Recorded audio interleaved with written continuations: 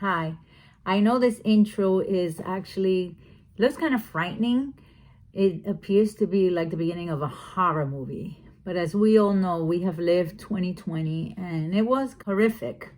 A lot of deaths, a lot of illnesses, a lot of people losing their jobs, a lot of people with depression, suicide, etc., etc. But I want to keep this informative and I want to keep it light. So this video is not meant to scare you or make you become a recluse. It is basically just a video to inform you, enlighten you, and keep you motivated to continue every single day. All right. So as you've heard in the news, everything is about this strain, this new strain. Now, what does that mean for you? Does that mean that you should be more afraid? Should you walk around with a hazmat suit, an N95 mask now? Should you ditch the cloth mask? Well, I'll tell you this. I read this paper, as you can see here is the title of the paper. As a given, viruses over time, they do change because these pesky little viruses, they like to live, they like to survive. So when they jump from one person to the other, they have the ability to mutate, to go through certain changes in their outer coat, so that when the body of the person that actually received this virus mounts an immune reaction, it kind of doesn't see it too well at first. And mind you, you could have a virus that infects you and say another strain of the same virus infects you. The two of them can actually attack, and now you come up with a third variant. So given is the flu virus, which was a pandemic, actually very bad back in 1918. And I'll show you a couple of stuff from that later on. But this time it's the coronavirus, and it's been compared to the influenza virus because they kind of work the same way. Now, given that the influenza viruses, they change more rapidly than coronavirus changes are like 1/4 the rate as the influenza virus.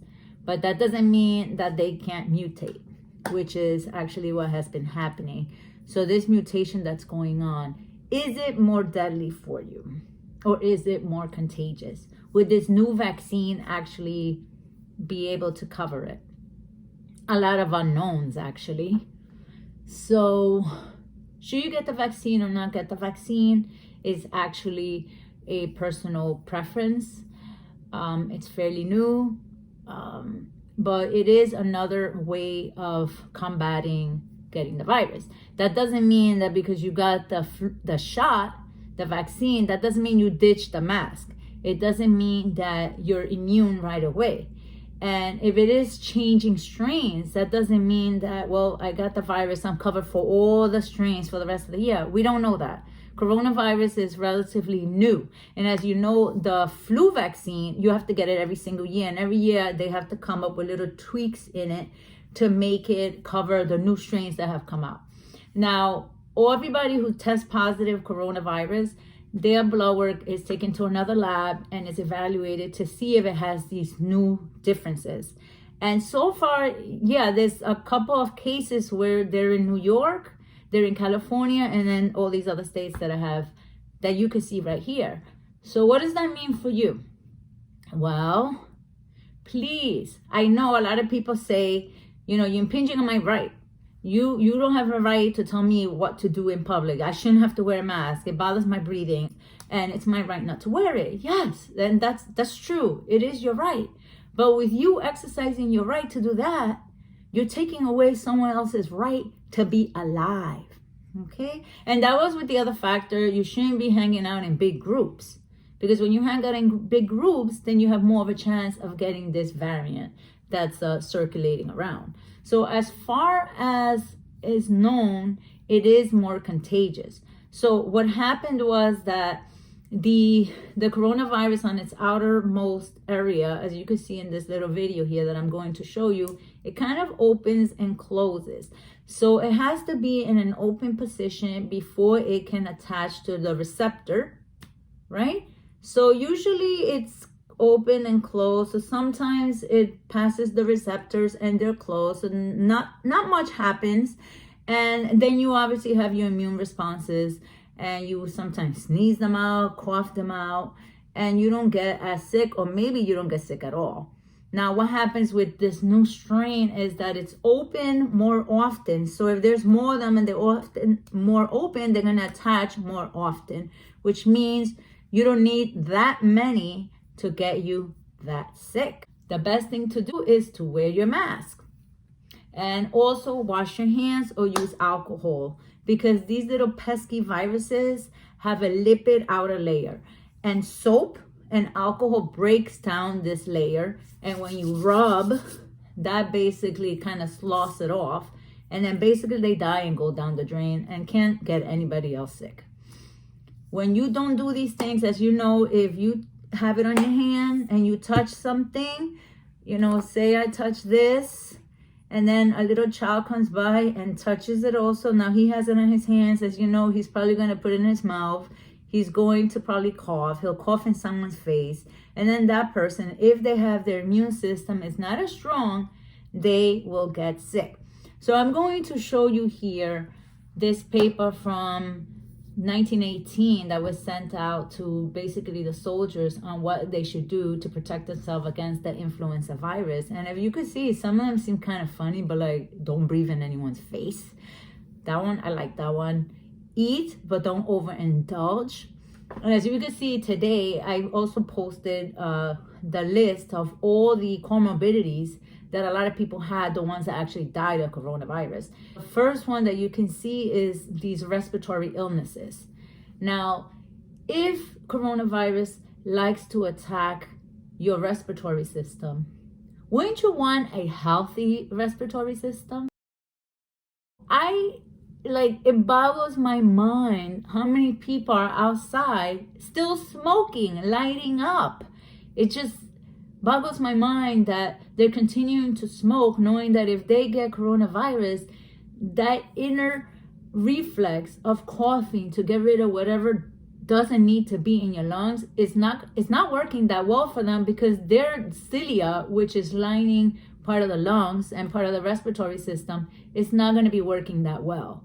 So when you encounter something that's nasty, you sneeze or you cough and it's out.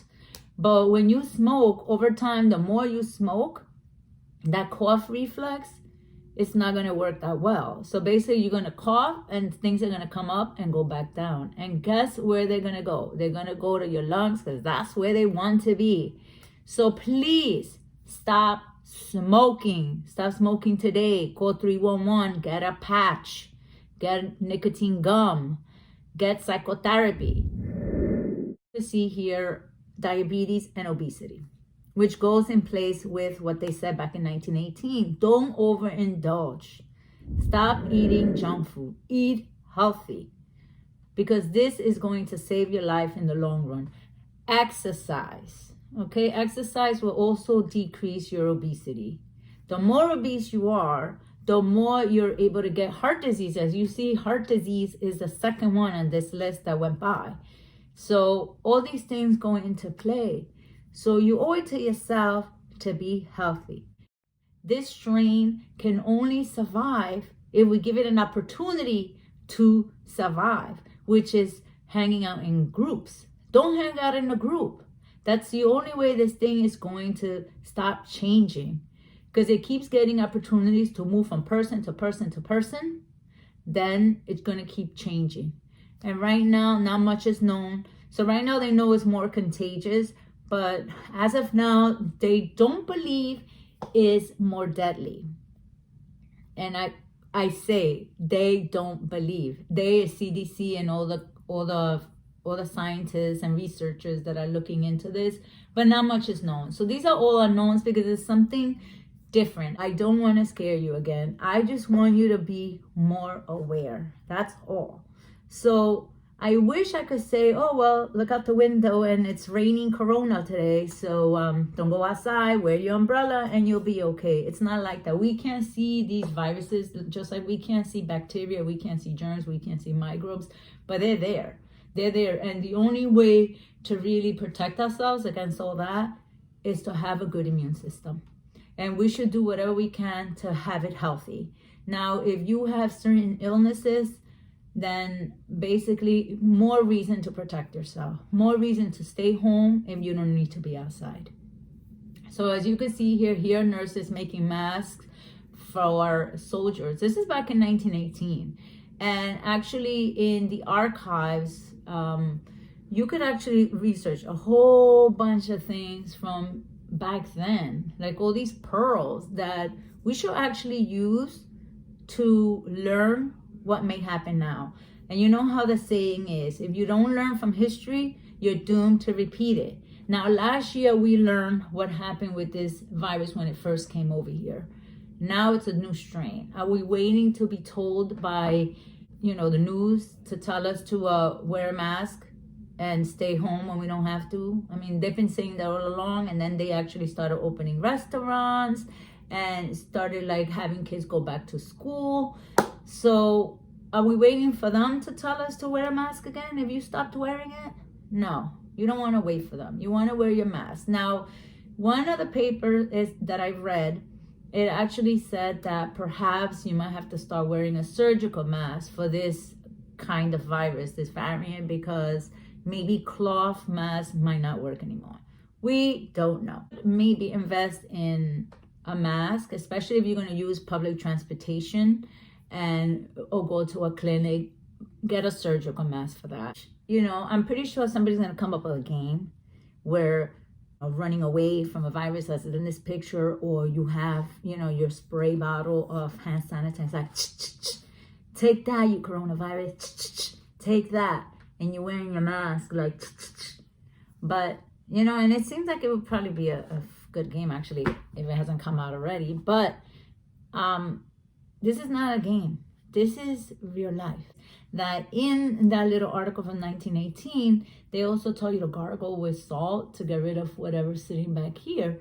And actually, that's a good idea. But I use something different, which I want to show you now. So this is what I use. This is the Bragg's apple cider vinegar. I take 1 teaspoon of this and I put it with half a cup of warm water. And I basically gargle before brushing my teeth. I gargle every single morning, and then I gargle every single night before I go to bed, before I brush my teeth. And that helps clear off whatever's sticking here. And you basically cough it up and, gargle and spit out. Don't swallow it. And that helps keep all this clean. Because if whatever's sitting here if it sits there long enough, it's going to work its way down into your GI system or into your respiratory system. And you don't want it anywhere near those places, okay? You want to be the healthiest version of you. And you can do it. Thank you. I love you. Until next time. And thank you very much to my new subscribers. It means a lot that you follow me on this journey. Thank you.